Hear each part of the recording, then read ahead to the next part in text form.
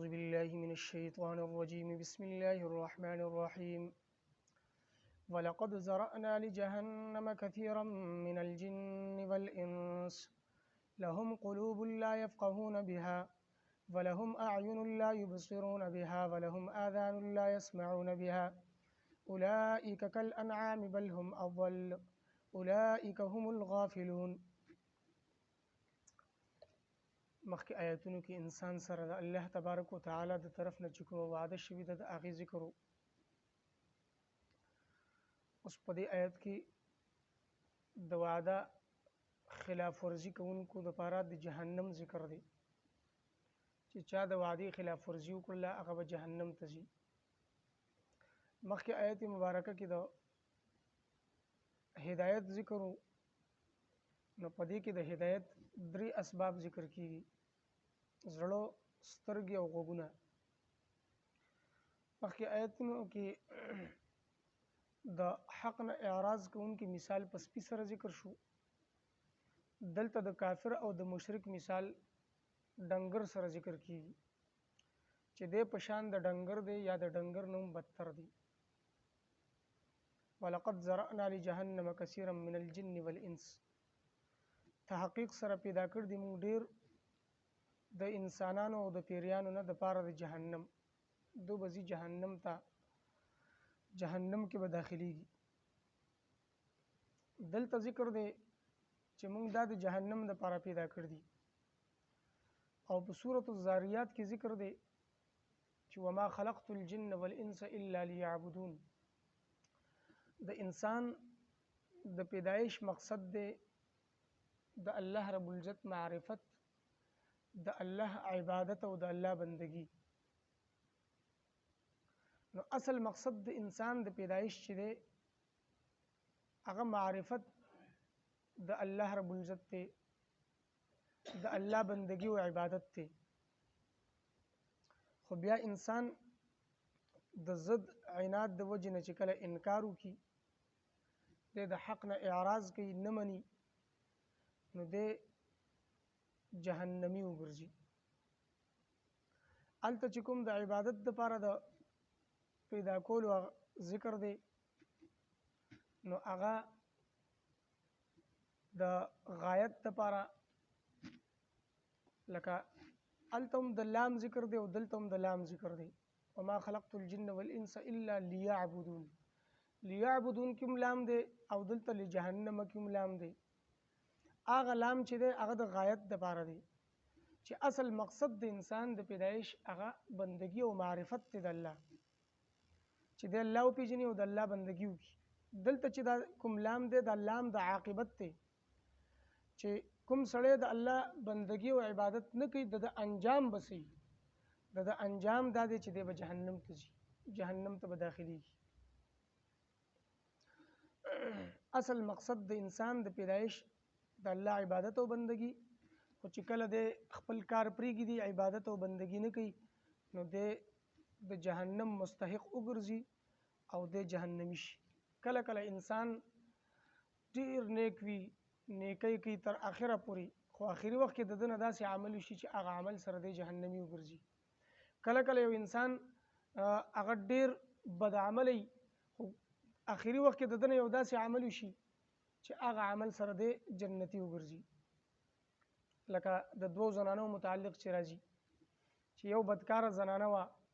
او ګناهګاره زنانه وه،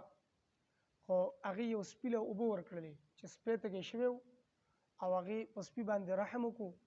د سپي دپاره د اوبو انتظام یې وکړو، خپل پڼې سره اوبه راواغېستې او سپي باندې وڅکولې، د سپي تنده ختمه شلله. الله رب العزت د هغه یو عمل په وجه جنت ته بوتله. یو زنانه متعلق راځي چې ډیره نیک عمله وه، نیک عمل به یې کول، خو یو پیشو ایساره کړې وه، خوراک څښاک یې ورله نه ورکوه، هغه پیشو د لږې نه مړه شلله،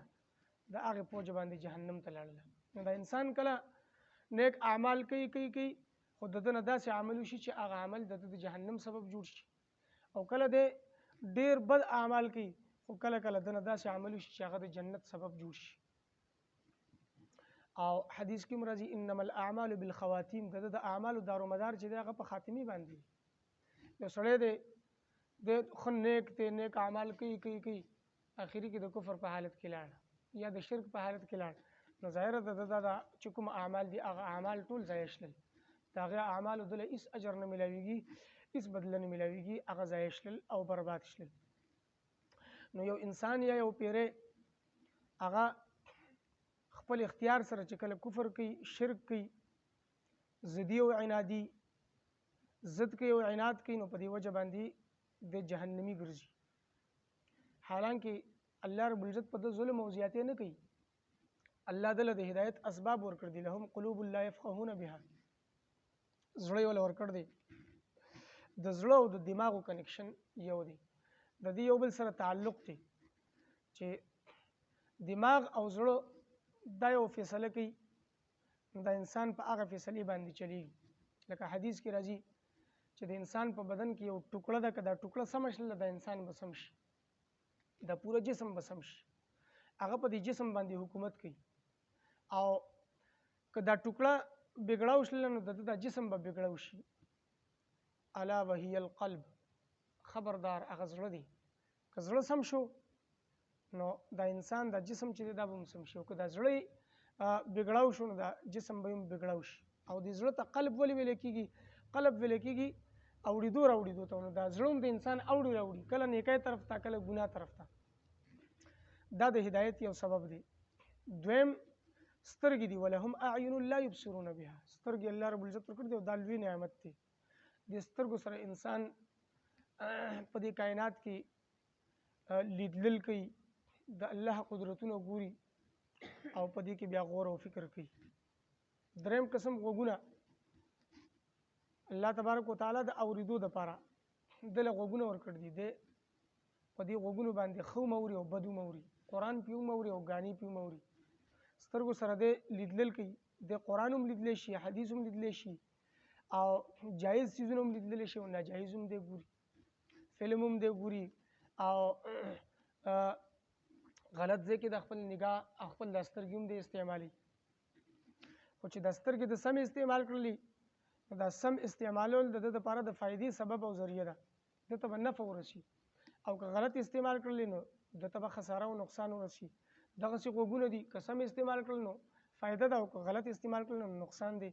دا د هدایت اسباب دي دا زړونه دا غوګونه دا سترګې الله ورکړ دي ټولو له خو فائدہ ترې بعضې واخلي د حق دپاره استعمال کی او بعضې ترې فائدې نه اخلي د حق دپاره نه استعمالي نو هغه د حق نه محروم پاتې شي اولئک کالانعام بل هم اضل کوم خلق چې خپل زړه خپل سترګې خپل غوږونه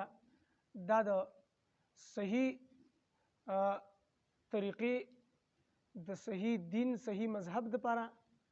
نه استعمالي د حق دپاره نه استعمالي نو داسې کافر داسې مشرک د مثال د ډنګر دی بل هم اضل بلکې د ډنګر نه هم بدتر دی دوه مثالونه ذکر شول یو د مثال د ډنګر دی دویم د ډنګر نه هم بدتر دی لکه انسان چې دی د څلور قسمونه دي یو روحاني انساني روحاني دویم انساني شهواني دریم انساني سماوي او څلورم انساني ارضي دا انساني روحاني چې دی کله چې د روح دا غالب شو نو دی به د فرشتو نه هم مخکې شي که د دویم نمبر شهواني شهوتونه غالب شلل نو د ډنګرو نه هم بدتر دي سماوي که د روح غالب شو نو دی به اسمانونو ته وخیږي یعنی رفعت او بلندي به دته نصیب شي دی به ډېر اوچت شي او دریم څلورم د ارضي که د شهوات غالب شلل روح مغلوب شو نو دی به ځمکې ته کوز شي یعنی دی به په درجاتو کې ارتاو شي ذلیل او رسوا بشي نو د انسان مثال یو ډنګر سره ورکو د مثال د ډنګر دی یا د ډنګر نوم بدتر دی کوم انسان چې کوم کفر کوي شرک کوي خپل په کفر او په شرک باندې کلک دی مضبوط دی د ډنګر سره د مثال څنګه ورکوي چې لکه ډنګر دی نو ډنګر هم خوراک او اسکاک کوي دی هم خوراک او اسکاک کوي ډنګر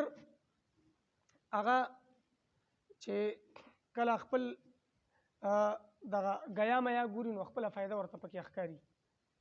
لکه شینواله وکړه نو فورن هغه پسې منډي وي فائدہ ورته ښکاري دغه سي مضرات دي هغه لکه مثال کې یو ځای ته شپول شوی دی او تار مار لګېدل دی، ډنګر چې کله په هغه شپول کې سر دندې کوي نو چې سر یې خوږ شي دی یو دم واپس کړي دا سر، دی خپل په نقصان باندې هم پوه شو. خو دا انسان د ډنګر نه هم بدتر دی چې دی په خپل نفع او نقصان باندې هم نه دی پوه چې زما نفع په څه کې ده، د الله په توحید کې ده، د الله په یووالي کې ده، په اطاعت او په عبادت کې ده، او زما نقصان په څه کې دی،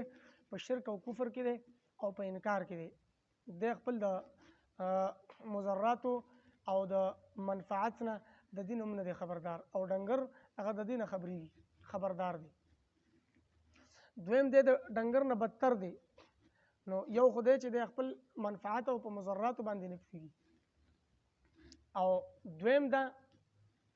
چې دا ډنګر چې دی د خپل رب پیژني، د الله پیژني، د الله تسبیح حمد و ثنا بیانې خپل ژبه کې، هغې باندې الله رب العزت پوهېږي. او دا ډنګر چې دی د خپل د مالک مني، د مالک اطاعت کوي. لکه